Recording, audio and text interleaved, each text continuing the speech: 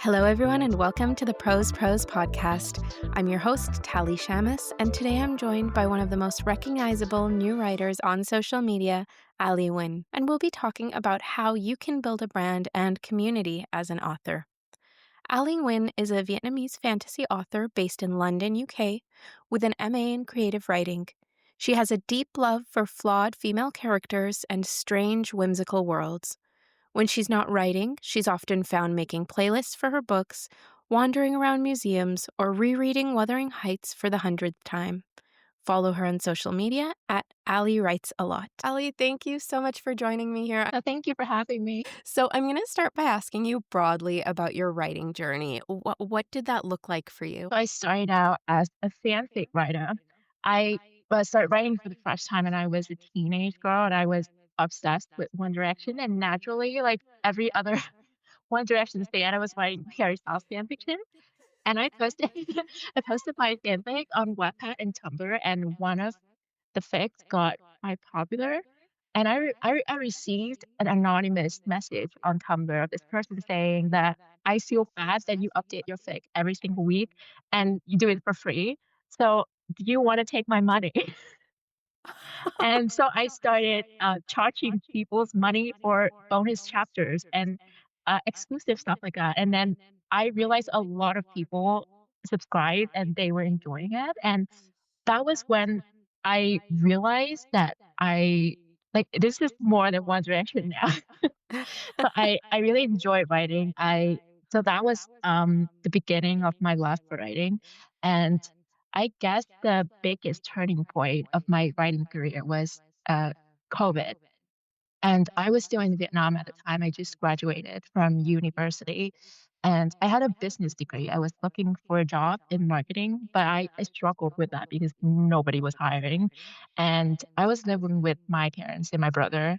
And the lockdown in Vietnam was super, super strict. So for most of the lockdown, we weren't allowed to go outside. And we literally had food delivered to us by the army. Um, yeah, and I was going insane living with my parents. They were the only people I saw.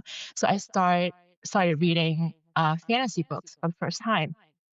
And I found luck with the genre. And I one thing I noticed was that I couldn't find any fantasy books with Vietnamese main characters. Um, so I made an insane decision to fly across the world during a pandemic to get to do a creative writing master's degree in London. And my family at the time thought it was insane. They tried to talk me out of it, but I was like, I cannot live here with you guys anymore. Like, I don't know how long, I don't know how long I'm going to be stuck in this house, but I'm going insane. Um, and my dad had to get a permit in order to take me to the airport.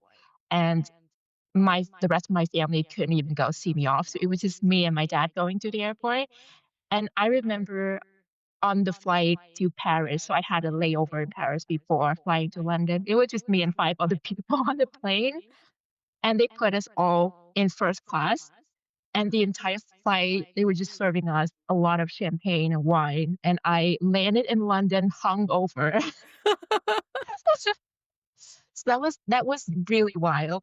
Um, Yeah, and I wrote the first chapter of Boss for a writing workshop at my uni in London, and I was super excited. And at the time, I was a bit delusional. I was like, people on the internet told me that I was good.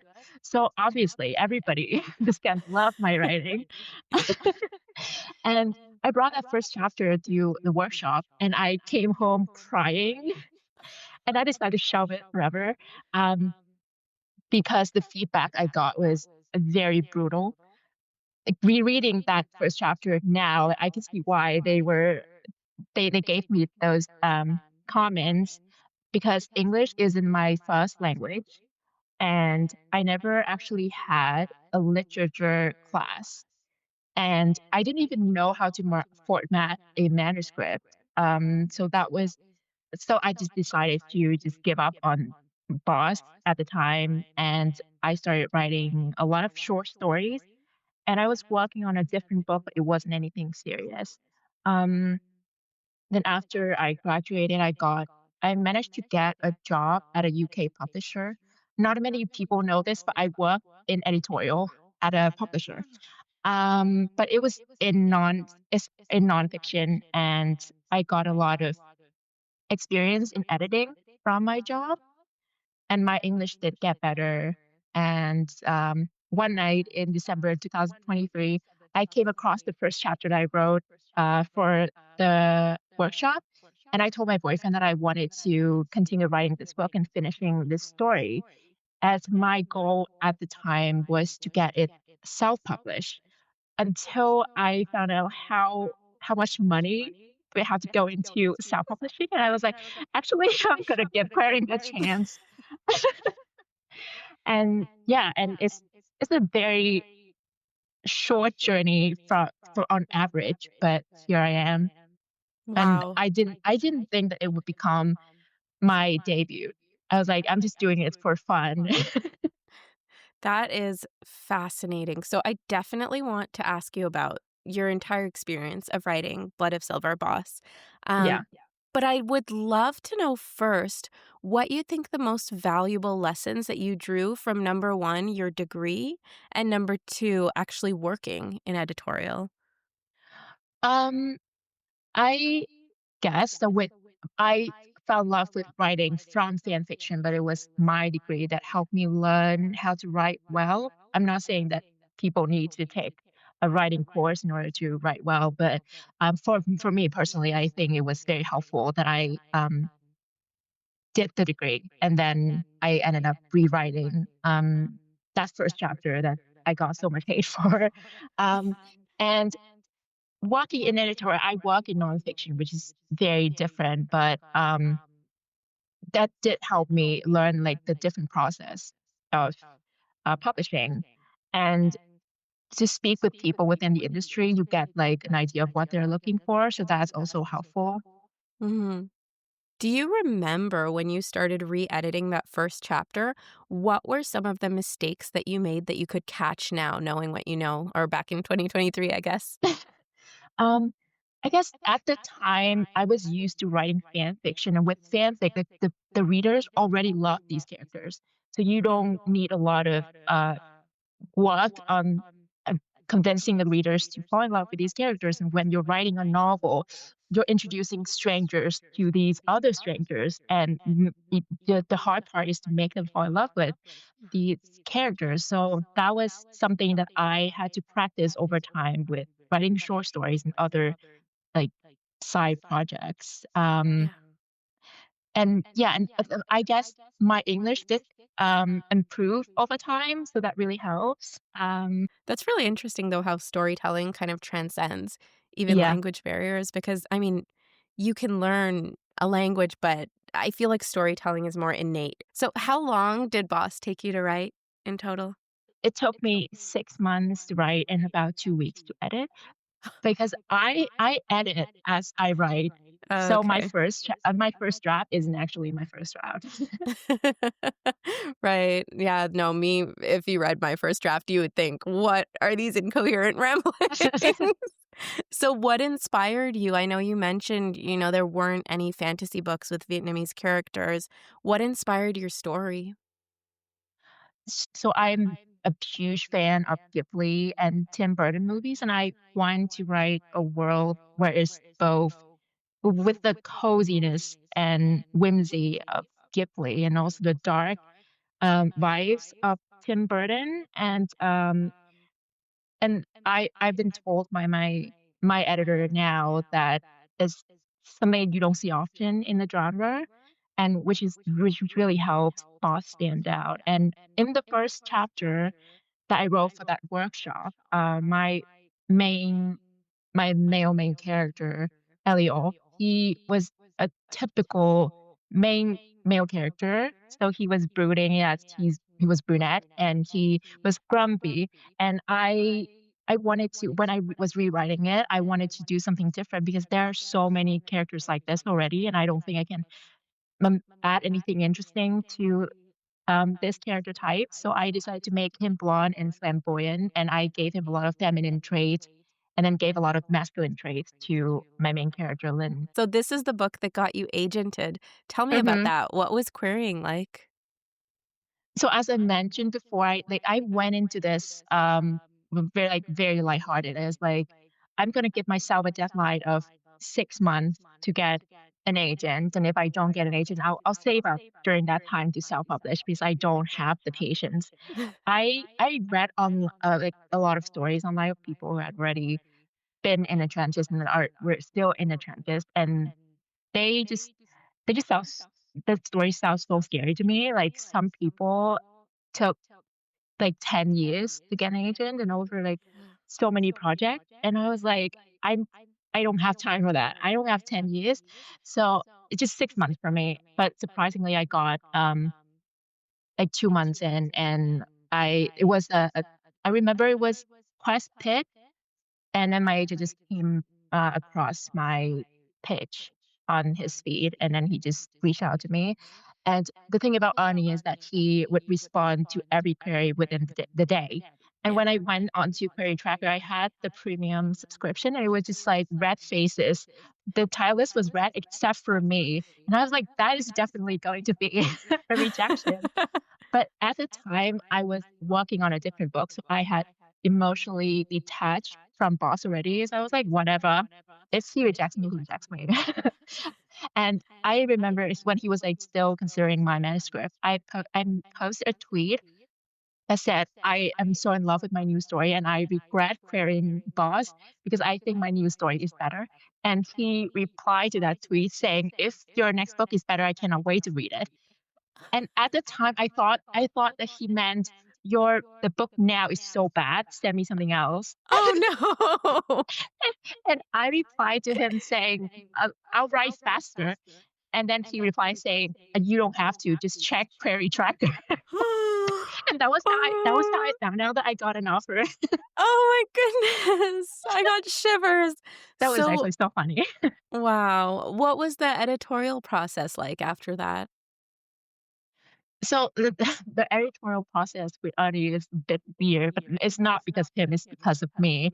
So when he was I know that he was working on my edit letter and I was on a trip to the Lake District with my boyfriend. And we were on a very beautiful walk through the woods, and as we always do whenever we go on these walks, then we talk about me. Like, I'm very narcissistic in this relationship. We only talk about me. So we were talking about we were talking about my book, and then we came up with this really great idea that would make the book so much better, but it would require like rewriting most of the book. Oh, And wow. so I was still in the woods when I took out my phone and I drafted an email to Ernie and I with bullet points of things I wanted to change. And Ernie being Ernie, he responded almost immediately. And he was like, there's no point for me to make edits on this draft if you're going to rewrite the entire book. But then but he loves the ideas. So he sent me back the manuscript with his line edits. And then I made my own edits on top of that. And I sent it back to him 2 weeks later because like when it comes to editing, I'm super speedy. Yeah. And my agent and my editors are used to it now, but at the beginning they were scared of me. And so I sent that back to him and surprisingly he just approved everything. And so we never actually had uh, a round of developmental edits. But then we had 2 rounds of line edits and then we went on submission around Halloween last year. Your anniversary's coming up. Yeah. So how is submission like? So the strange things about this whole process for me is that everything happened within 2 months. So I was Wow. it was 2 months for me in the trenches to get my first agent offer, and then so we went on submission at the end of October, and then 2 months later in December, we got news that an editor was taking it to acquisitions, and they were Wow. going to make an offer, but then we told them to hold that off because if we nudge other editors before the holidays, they were just gonna reject us. For sure. So yeah, and then 2 months later in February, we got the official offer, and when we got news that we were gonna get the first offer, we also got, an R&R from Simon Schuster, my publisher now. And so Annie and I worked on the R&R over the holidays. So my Christmas holiday was just working on edits, and the deadline was supposed to be in February, but it took me like 2 weeks to to, like, make all the changes, and we sent it back right on New Year's Eve. Wow. And my editor told me later on that when she received the R&R from us, she was like, "This like, there's no way she's made all the suggestions that I made in such a short period of time." And she was shocked that I actually did. Wow. Um, yeah, and in February, we got the first official offer and then the offer from Simon Schuster, and there were a lot of back and forth, negotiations and stuff, and then we eventually accepted the offer from Simon Schuster. Wow, well, congratulations. I guess Thank you. 2 is your lucky number now. Yeah. So, when you're editing, I am so amazed by how speedy you are. Are you just super efficient or do you edit 24/7? Like, no sleeping, no eating? A little bit of both. So when my boyfriend is scared of me when I edit because I just log in, like, that is all I know, and when he tried to come in and talk to me, I would just ignore it. But he told me that "You are so scary when you edit."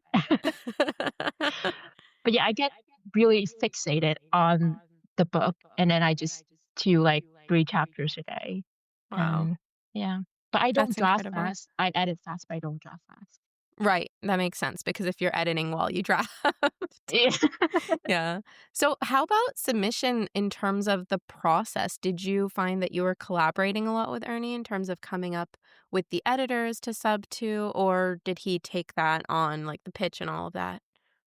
No, like, I had no idea what the process was like, so it was mainly just Ernie, but he did have a spreadsheet of all, like, of the list of the editors with, like, the names of the editors as well, so um, I could I could have stopped them, but I decided not to if I didn't wanna get, like, emotionally attached to them, For sure. and he would update this, spreadsheet, and it felt just like being in the trenches, the query trenches all over again, but this time you cannot tell anybody about it. And so it was really if like I couldn't have survived it without friends in the community. Especially I told my friend Michelle that I was going to give her a shout out. So Michelle is the author of Where the Wicked Lie. I'm not gonna try to say her last name. I don't want to butcher it, but I she is the first person I go to whenever I get like good news or whenever I crash out. So she's always the first person I go to, and she's so amazing and so talented. Um, and yeah, I think it's and um I wouldn't have stayed sane if I weren't working on something else. At the time, I was writing my second book, and I just decided to just leave Boss for Ernie. He can handle the rejections, and I'm just gonna focus on this one. And so it was just very easy for me. That's incredible. And yeah, so you mentioned not kind of being very public about the submission Yeah. process. So I feel like agents fall in two camps. There's one camp who say, post that you're on submission, let editors know so that if they're interested, they can reach out. And others who say, for various reasons, we want to keep this closer to our chest. Is the second camp kind of more the experience you had? Yeah, and I get it because I agree that if you post it, you announce that you're going on submission, then editors could tell that how long your book has been on submission, and if literally like nobody is buying in 6 months, then what's the point of them making a six-figure offer? So that can, in a way, affect the offer that you might get. So if you ask me, and I would say don't announce going on Yeah. submission. And you mentioned, Michelle, you mentioned your friends being, such a big help to you. How did you build that community? I just start talking to people. Like just I reused my One Direction fan account and then make it into a writing account. And I find like I learned so much about the community. I didn't even know what pitch events were.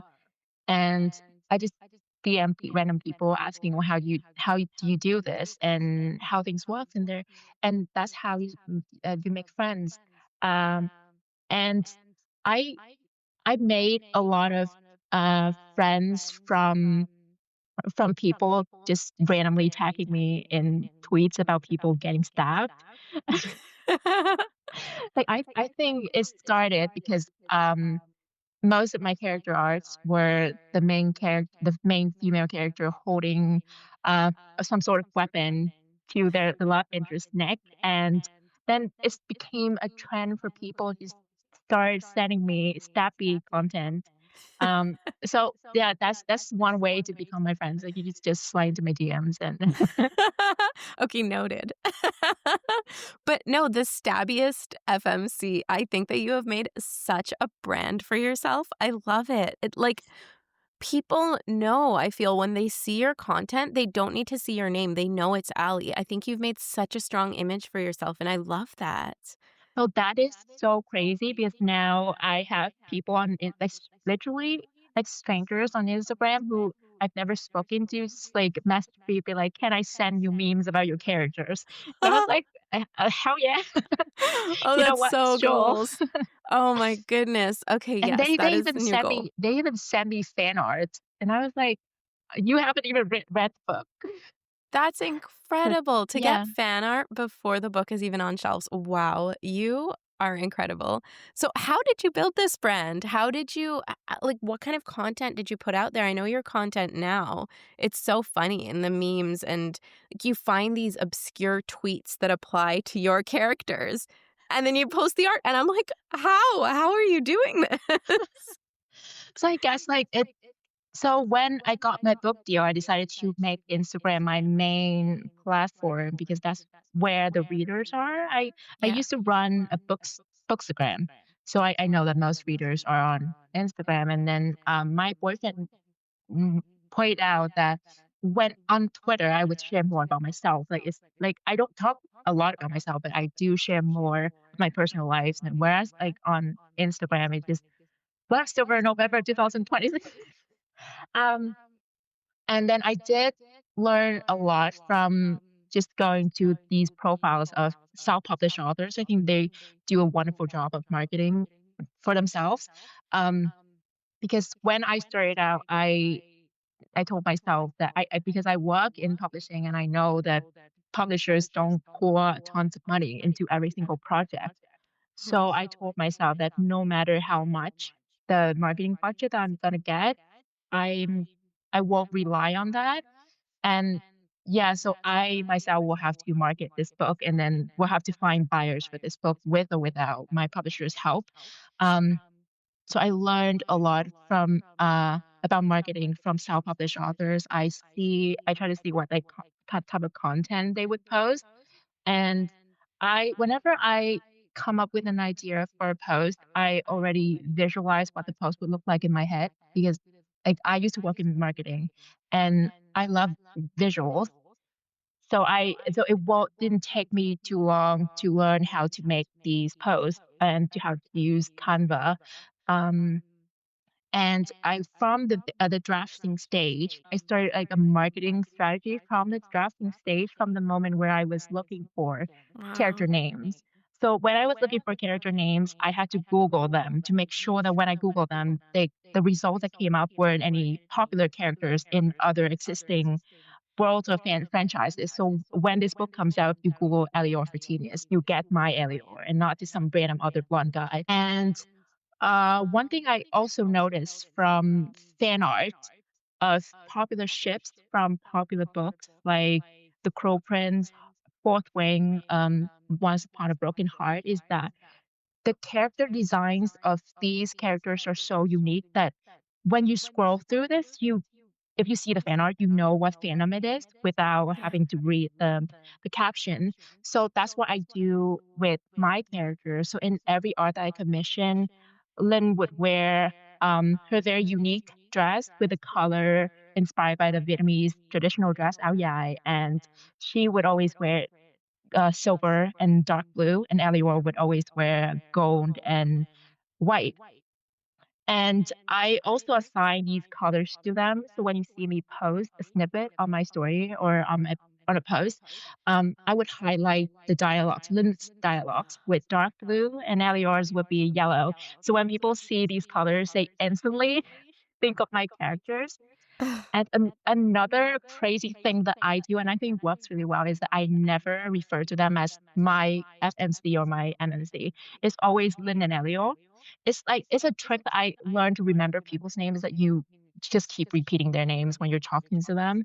And Hmm. so when I keep referring to them as Lynn and Elio, people will remember these names. So for them, it's Lynn and Elio. It's not just some characters on a page.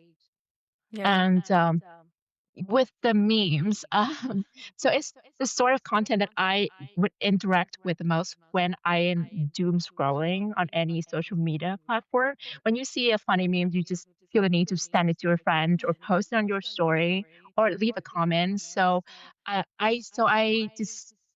I want to use that for my characters, and it's I want to post something that make people feel the need to interact with it.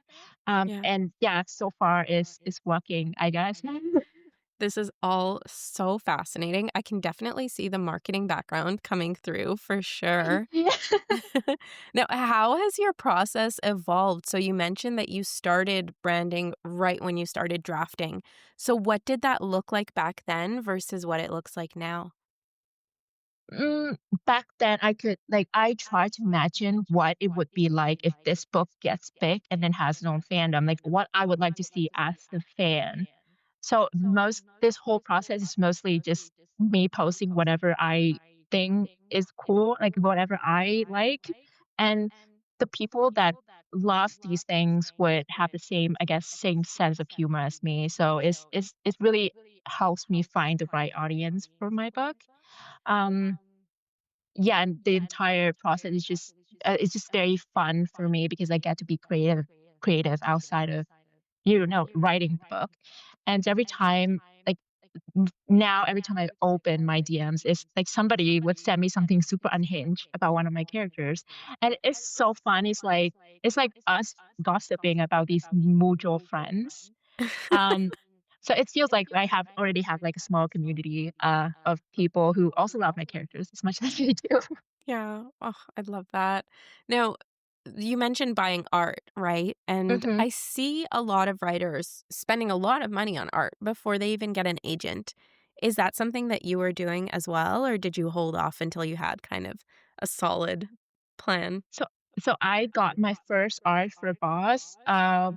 Before I even got an offer, and I was just going to keep that to myself. I already started writing a different book, so I was like, I will commission this art. It's just like something special for me, and I won't post it.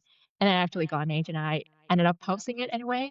But I don't think you actually need character art in order to get a book deal. It's just if you like it, do it. Like, I'm the worst person to ask this question because I would just say, "Yeah, do it." I am I have this toxic habit of, just commissioning new art every time I get a good news. That is why I have so many past art. Oh, so I guess we need to go to the artists to get the spoilers for what's going on in your life. What's she commissioning now? So you're posting on Twitter, you're posting on Instagram. I know you're on Substack as well. Which of these outlets do you think contributes most to kind of building your community, building your brand, or if they contribute in different ways? How do you think that goes? Yeah, for Twitter is where my my writing friends are, and for Instagram is more for the readers. Mm. And I haven't posted on Substack, like, I haven't made a proper post for in 2 months. I was surprised that people are still following me there. But now like, before when I was querying, Twitter was my main platform, and now for the readers is Instagram. Mm. And the way I post for both platforms are very different. Uh, on Twitter, it's more about the behind the scenes of publishing because these people have known me since I was querying, and they are also in the industry, so they're more interested in seeing what's going on behind the Mhm. scenes. Whereas Yeah. for the readers, they just don't care. I think they don't care. So I just don't share much about myself there, just about my characters. Right. Yeah. And so when you're posting across multiple outlets, how do you do that without burning out? What are some strategies? So I'm actually crazy. I have Canva on my phone, the app. I have it on my phone. And so so used to it but now by now that some posts only take me a few minutes. So I would just do it in my free time. And some posts would take me a few hours but I will post it simple posts in between the complicated ones. So it just Okay. doesn't take much of my time and I post every other day. Oh, wow. And I guess I don't get burnout because for me, it's more of a creative hobby than a job. I don't see it as marketing, as like me doing the marketing job. It's just Mm. me talking about the things I love, like my characters, and then posting on my stories and people would reply to these stories, and we start having a discussion about this book that they haven't even read. So I think that's just so amazing and so fun. So I don't see it as a part-time job. Yeah, that's awesome. That's a great way to look at it. So, the last thing I want to talk about is something that I think a lot of us in the writing community struggle with, and that's imposter syndrome. I Yeah. know you did post a Substack about this. Yeah, So, I did. back in your days, back in your Substack days. It was like 2 But months ago. yeah.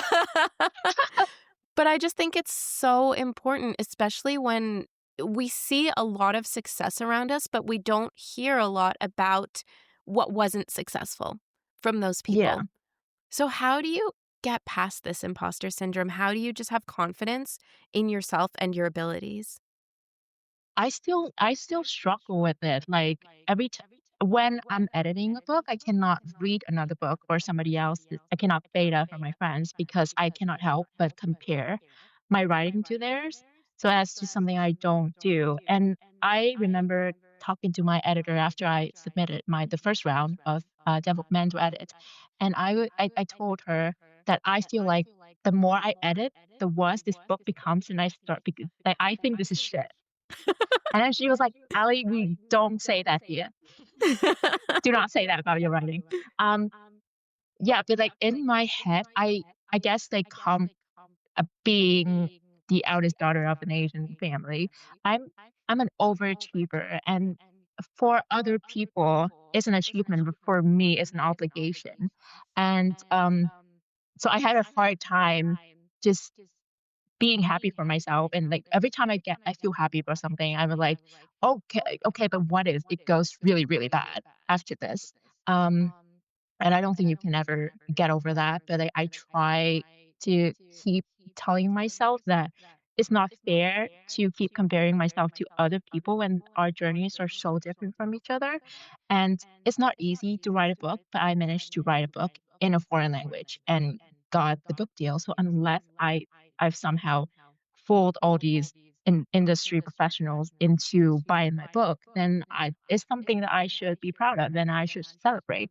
So I don't compare myself that often anymore. And I think having friends in the community who are going through the same thing. So my friend Michelle and I, we would have these like crash out sessions where we uh, just go crazy in our DMs with each other, and then after that we just walk back in. So I think it's important to have friends who are going through the same thing, and then so you can talk to them about your experience. But yeah, I think if if you cannot say these things to somebody else, then don't say it to yourself. So I try not to be my biggest hater, which sometimes I still am, but I think I'm getting better.